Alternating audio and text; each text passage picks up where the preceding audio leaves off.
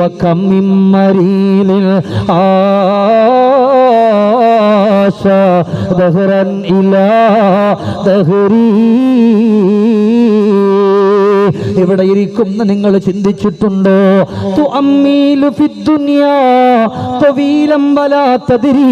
ദുനിയാവിന്റെ പുറത്ത് ഒരുപാട് കൊല്ലം ജീവിച്ചിരിക്കുമെന്ന് വിചാരിച്ചിട്ടുണ്ടോ? ഇദാ ജന്ന ലൈലുൻ ഹൽ തഈശു ഇലൽ ഫജ്രി.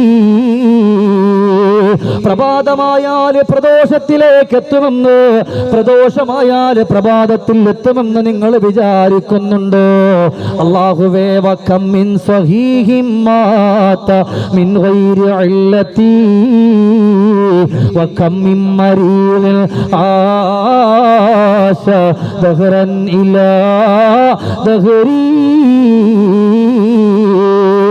മരണത്തിന് രോഗം വേണ്ട ചെറുപ്പക്കാരാ, 20 വയസ്സുള്ള, 26 വയസ്സുള്ള, 30 വയസ്സുള്ള, 33 വയസ്സുള്ള എത്രയോ പ്രിയപ്പെട്ട കൂട്ടുകാരെ മലക്കുൽ മൗത്ത് പിടിച്ചിട്ട് പോയല്ലോ.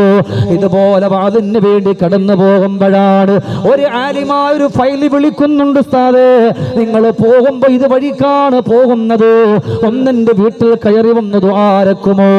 ഞങ്ങൾ ആ വീട്ടിലേക്കൊന്ന് കടന്നു ചെല്ലുമ്പോ 3 മക്കൾ അരികത്തുണ്ട്, മുഖം വല്ലാതെ ചുമന്നിട്ടുണ്ട്, മനസ്സ് വല്ലാതെ വേദനിച്ചിട്ടുണ്ട്.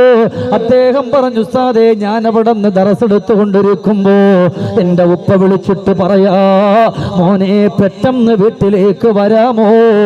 ഇതെന്റെ ഉമ്മമാർക്ക് വേണ്ടിയിട്ടാണ് പറയുന്നത്.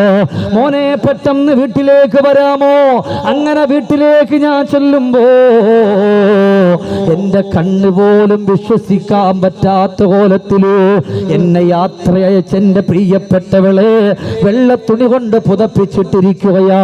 ജീവിച്ച് കൊതി പോലും മാറിയിട്ടില്ല ഉസ്താദേ, ഒന്ന് ദ്വാരക്കുവോ? കൊണ്ടുവന്ന് കബറടക്കിയിട്ടുണ്ട്.